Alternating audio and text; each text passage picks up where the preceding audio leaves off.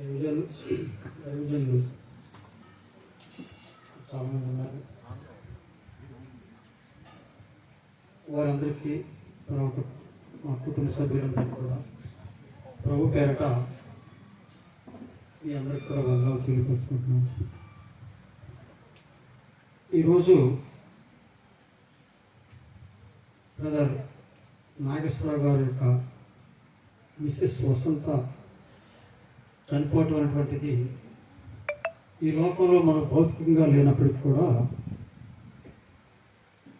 మనం ఒక రకంగా విచారించాల్సిన విషయం.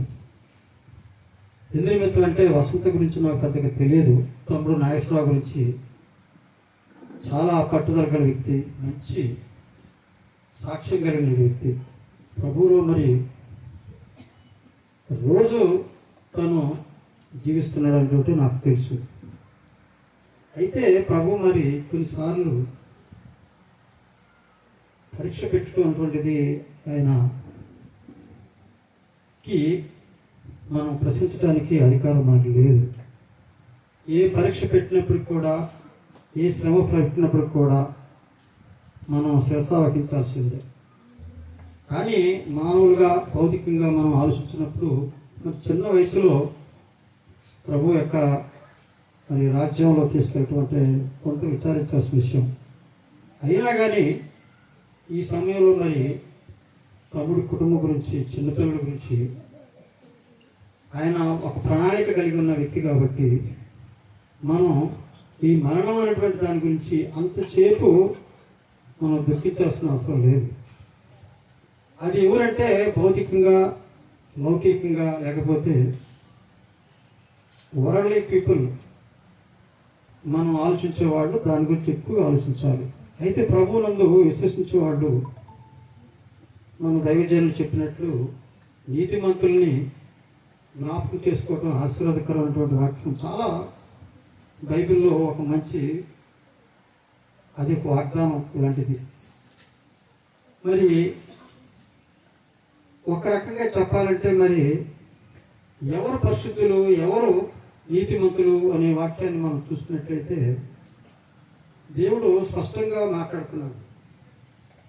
ఆయన యందు విశ్వాసం కలిగి, రక్షణ కలిగి ఈ లోకంలో మనం తుది వరకు ఉన్నంత వరకు కూడా ఆయనలో జీవించినట్లయితే మనలో ఆయన జీవిస్తాడు. అది మనం అర్థం చేసుకోవాలి. అయితే మనకు మనం పరిశుద్ధాత్మ ఎంతవరకు మన దగ్గర ఉంటుంది, అది ఒక ఇంట్రాస్పెక్షన్ తప్ప మనం ఒకరిని విమర్శించడానికో లేకపోతే గారి గురించి అనుకోవడానికి సమయం కాదు. ఇది లోకం శాశ్వతం కాదు, ఇది అశాశ్వతం. ఇది రీసెంట్గా అంతరిక్షంలో ప్రయాణం చేసినటువంటి విలియం సునీత మరి ఇంకొక వ్యక్తి, వాళ్ళు అంతరిక్షం దగ్గర 9 నెలలు ఉన్నారు. దిగిన తర్వాత భూమి మీదకి చాలా విచారకరంగా చాలా దుఃఖించారు, చాలా ఏడ్చారు. చాలామంది క్వశ్చన్ చేశారు, ఏంటి ఎందుకు ఏడుస్తున్నారు అని చెప్పేసి. దానికి వాళ్ళ సమాధానం, ఇక కొద్ది రోజుల్లో ఈ భూమి ఇక భగ్నం కాబోతుంది. ఆల్మోస్ట్ సైంటిఫిక్గా 2040కి ఆల్మోస్ట్ దగ్గర టెంపరేచర్ మనకి 50 నుంచి 60 దాకా వెళ్ళిపోతుంది. అంటే ఇక 60 అంటే ఆల్మోస్ట్ కొన్ని సవాలుగా మిగిలిపోతారు. ఈ పరిస్థితుల్లో ఇక సైంటిఫిక్ కూడా ఆల్మోస్ట్ ఇక లోపం అటువంటిది అంతా కాబోయే రోజులు వస్తున్నాయి. అయితే మరి ఇప్పుడు మన యొక్క కర్తవ్యం ఏంటి? మరి పరిశుద్ధాత్మ గురించి మనం ఆ రోజు కూడా చాలామంది ప్రభువారు చనిపోయినప్పుడు చాలామంది విచారపడ్డారు. నాయనా మరి ఈ లోకంలో నువ్వు ఇచ్చిపోతున్నావు, మాకెవరు ఆదరణ, మాకెవరు దిక్కు అని చెప్పేసి అనేకమైనటువంటి శోధన, అనేకమైనటువంటి విచారకరం వ్యక్తపరిచినటువంటి రోజులు ఉన్నాయి. అయితే ప్రభువారు అనేకంగా ఆయన చెప్తున్నాడు, ఫియర్ నాట్, భయపడకండి. ఈ వాక్యం బైబిల్లో దగ్గర 365 సార్లు ఉంది. మరి 365 సార్లు ఉన్నప్పుడు మనం భయపడుకుంటున్నప్పుడు ఆయన ఒకటే అన్నాడు, ఈ లోకంలో నేను మరణించడం అటువంటిది ఇది జరగాలి. ఎందుకంటే ప్రభు ప్రణాళికలో ఒక భాగం. మానవుని యొక్క జీవితం కూడా అంతే. చనిపోవడం అటువంటిది అది తప్పదు. ఆ రోజు అవ్వ ఆదాం కాడ నుంచి ఇవాళ వరకు కూడా అది మానవుడు తయారు చేసుకున్నటువంటి ఒక పాపం అనేటువంటి కావచ్చు. అది మనంతటా మనం చేసుకున్నటువంటిది కాబట్టి దేవుని యొక్క ఆగ్రహానికి మనం శాపగ్రస్తులుగా ఈ లోకంలో మనం పొందగలిగాం. దాని నిమిత్తం మనం ప్రభువారు మరి మన పాప నిమిత్తం గురించి ఆయన శిలువలో మరణం పొందటం జరిగింది. తర్వాత నేను చూస్తున్నాను క్రిస్టియన్స్ చాలామంది ప్రభు గురించి ఎక్కువగా చెప్తున్నారు. చనిపోవటం క్రిస్మస్, లేకపోతే జన్మించటం క్రిస్మస్, చనిపోవటం మరి గుడ్ ఫ్రైడే, అదేవిధంగా పునరుద్ధాన దినము ఈస్టర్గా మనం ఒక భౌతికంగా మనం కొన్ని విషయాలను చెప్పుకుంటున్నాం. అయితే ప్రభువారు చెప్పడం ఏంటంటే, నేను నా తండ్రి ఇంటికి వెళ్ళి నేను మీకు గృహము ఒక రూమ్స్ మీకు ఏర్పరుస్తాను అంటున్నాడు. There are several rooms in my father's house. మీరు దాని గురించి ఆలోచించాల్సిన అవసరం లేదు. హోలీ స్పిరిట్ పరిశుద్ధాత్మ మీ దగ్గర పంపిస్తున్నప్పుడు మీరు ధైర్యంగా ఉండవలసిన బాధ్యత ఉంది. అంటే పునరుద్ధానం తెలుసు. తర్వాత ప్రభువారు 40 దినాలు శిష్యులతోటి ఆయన సంచరించడం జరిగింది. అది చాలా మంది దాని గురించి ఆ పార్ట్ గురించి ఎక్కువగా ఎక్స్ప్లెయిన్ చేయట్లేదు. తర్వాత దాని గురించి చూసుకోవట్లా.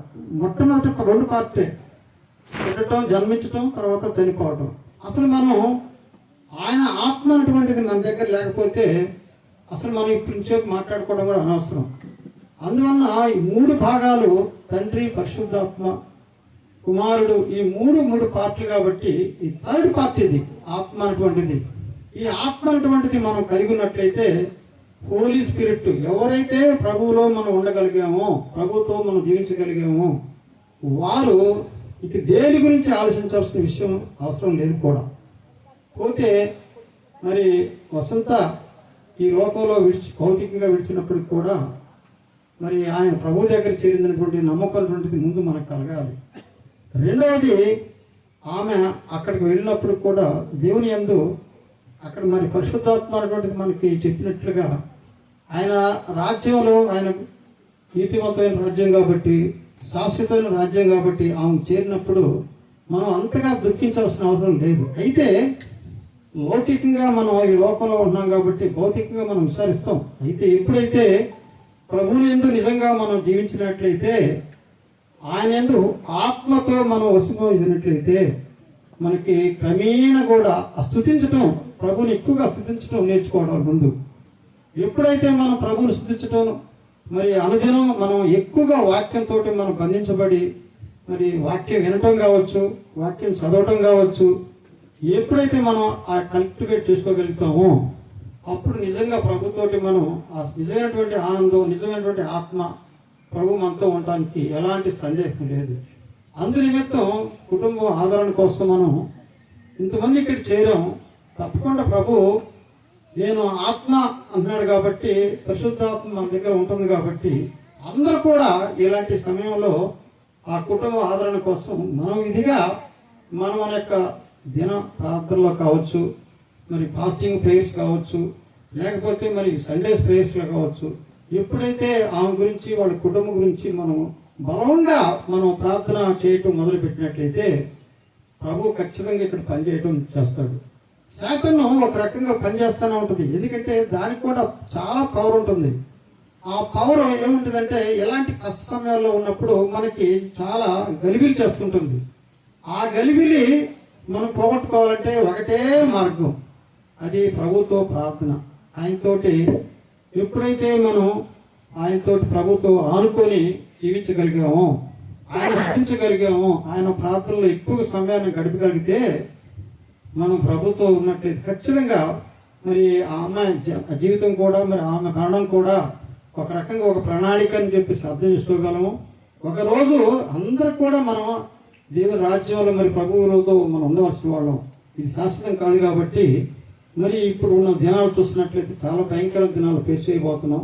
ఈ పరిస్థితుల్లో మనం ముఖ్యంగా మరి చివరి దినాల్లో ఉన్నాం కాబట్టి ఈవెన్ క్రిస్టియన్స్ అయినా, లేకపోతే ముస్లిమ్స్ అయినా, మరి హిందువులు కూడా వాళ్ళు కూడా ఒక రకంగా కలియుగం అంటున్నారు. ఈవెన్ బిబిలికల్ గా కూడా మనం ప్రభు రాకడ అంటున్నారు, రెండో రాకడ. ముస్లిమ్స్ కూడా వాళ్ళు అంటున్నారు.